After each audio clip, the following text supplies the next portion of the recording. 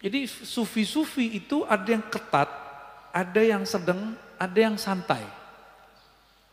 Tasahul, ada yang tawassut. Sufi yang ketat kayak tadi. Ada orang sombong karena dia punya rumah, disuruh jual rumahnya, sedekain duitnya. Nggak kuat kan Pak ketemu guru begitu? Ada orang yang merusak dia, keluarganya, disuruh cerain. Kan nggak kuat Pak kita begitu. Nggak kuat, itu thariqat tasawuf lama yang ketat. Ada orang hobi makan minum, dikurangi makannya, dikurangi minumnya. Proteslah banyak ustadz di Sumatera. Karena di Sumatera itu kalau suluk tarikan Naqsyabandiyah nggak makan daging Pak. Ustadz-ustadz yang modus. Sebenarnya dia suka makan daging, makan rendang, makan apa tuh gaji-gaji itu ya, gazebo namanya. Itu suluk apa-apaan, kok mengharamkan daging? Kok kita nggak boleh makan daging? Nafsunya lagi ngomong, nafsunya demo. Orang suluk nggak ada urusannya sama nafsu dia. Itu kejadian Pak banyak, ustadz, selevel ustadz. Bahkan menuduh orang-orang yang sedang suluk itu mengharamkan daging. Tidak, nggak ada mengharamkan daging. Taib. Ada yang sedang ini melihat kondisi si murid. Menyesuaikan, kurikulumnya nyesuaiin si murid.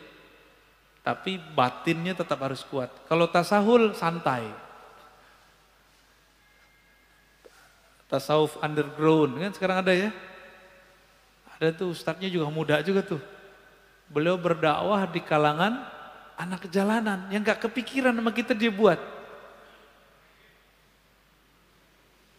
Sebenarnya cuma tabligh itu bagian dari tasawuf menurut saya ya.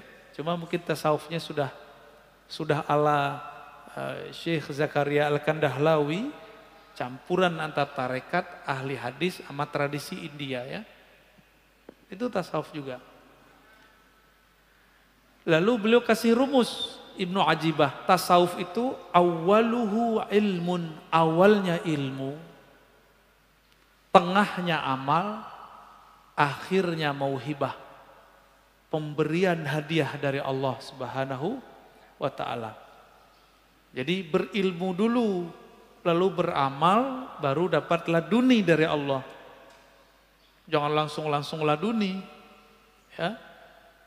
Tapi ilmu kan beragam. Ada ilmu tentang riyadhah, latihan, mujahadah. Ada ilmu yang lebih tinggi, ilmu ma'rifat. Ma'rifatullah. Ini ilmu juga. Nanti amalnya juga mirip-mirip, tapi hasilnya beda. Ilmu ma'rifat membuat seorang murid menjadi wali Allah. Sedangkan ilmu riyadhah paling tinggi menjadi mursyid. Mursyid itu ada yang wali, ada yang tidak wali. Ya, mirip-mirip kayak psikolog, cuma agamis. Kalau mursyid itu mirip sama psikolog, bisa menerapi kolbu. Kalau wali belum tentu. Wali ini ada yang bersembunyi dengan penampilannya yang biasa-biasa aja. Dan saya sudah sering mengatakan walinya sufi itu soleh-soleh Pak, pakai serban, mungkin pakai kopiah, penampilannya soleh lah. Itu wali sufi. Ada wali namanya wali majzub, kayak Wan Sehan. Jadi Wan Sehan itu bukan sufi, jangan disebut beliau sufi, enggak, dia enggak sufi. Maka tidak ada tarekat sufi yang membuat orang seperti Wan Sehan. Itu namanya wali majzub. Wali yang kolbunya, ruhnya ditarik oleh Allah Subhanahu wa taala dari cinta dunia menjadi hanya cinta kepada Allah. Maka orang cinta kan kasmaran. Orang kasmaran ya seperti orang gila, tapi bukan gila. Yang faham nggak akan nyebut lebih gila. Dan harus diluruskan, Wan Sekhon bukan sufi. Bukan wali sufi, tapi dia wali majzub. Jadi kalau ada orang menuduh, ini nih wali sufi ini gila, dia nggak ngerti sufi itu apa.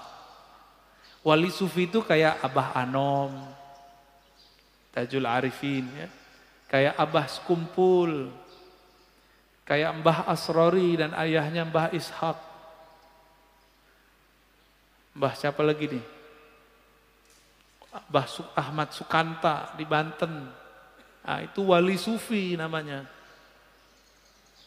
Syekh Nawawi Al-Bantani. Itu wali sufi, rapih. Enggak abrakan. Kalau wali majzub, ya abrakan Pak. Dan itu bukan sufi. Tidak bisa ngangkat murid. Cuma bisa ada orang khidmah kepada dia dapat berkah. Tapi itu bukan kurikulum tasawuf. Buka kitab ini nggak ketemu namanya wali majzub. Bisa dijadiin guru, nggak ada. Jadi seperti Wan Sekhon, itu tidaklah dapat bisa dijadikan mursyid.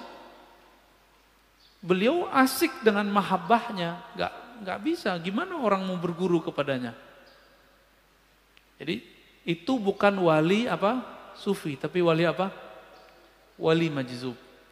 Terus yang ketiga ada wali yang menyembunyikan ma'rifatullah dalam dirinya dengan cara melakukan menzahirkan hal-hal yang membuat orang mencelaknya, disebut wali malamatiyah.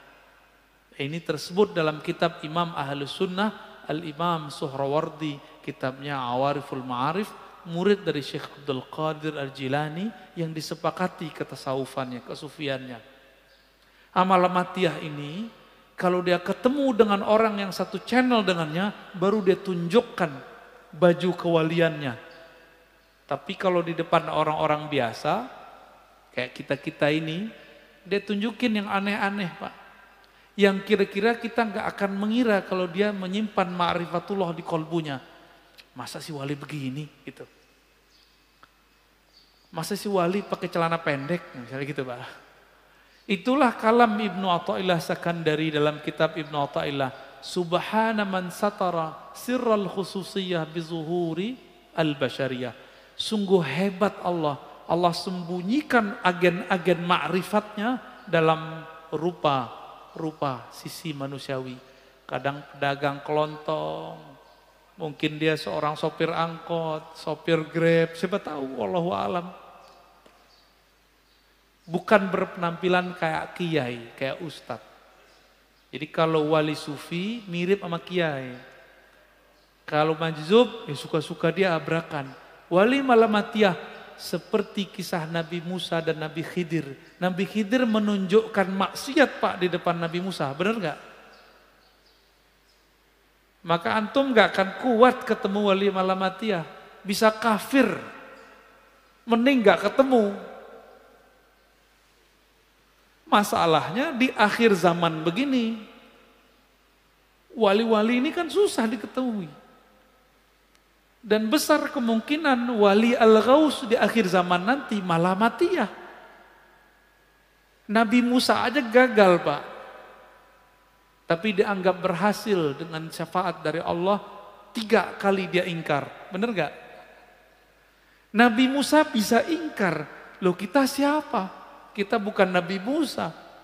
Kalau Allah tidak menakdirkan kita bisa terima, tidak membantu rohani kita, kita bisa nggak kenal-kenal tuh sama wali malamatiyah ini. Wali malamatiyah ini punya trauma dengan iblis.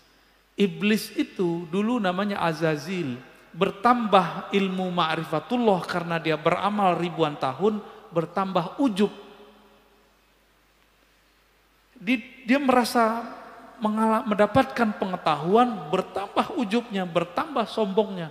Supaya tidak terjadi itu, supaya orang tidak mengkultuskan dia, wali malamatiyah ini menghancurkan karakter-karakter sisi kesolehannya. Supaya orang nanti menghujatnya. Di saat ada orang menghujatnya, disitulah dia kemudian tidak ujub. Itu malamatiyah. Itu bukan sufi loh ya. Jadi yang sufi yang pertama aja. Kecuali si malamatiyah sudah diperbaiki oleh Allah lahirnya, baru dia nanti persis kayak sufi. Kapan itu kita nggak tahu ya. Dan di akhir kata Imam Zarruq, definisi sufi ini tasawuf itu banyak. Tablugh nahwal alfain. beda imam, beda pengalaman. Kira-kira ada sekitar 2000 definisi tasawuf. Namun semuanya berpulang kepada satu hal. As-sidqut tawajjuh ilallah. Kesungguhan, kejujuran, kebenaran bertawajuh menghadapkan diri kepada Allah. Jadi itulah awal dari doa iftitah, wajjahtu wajahiyah. Itulah tasawuf.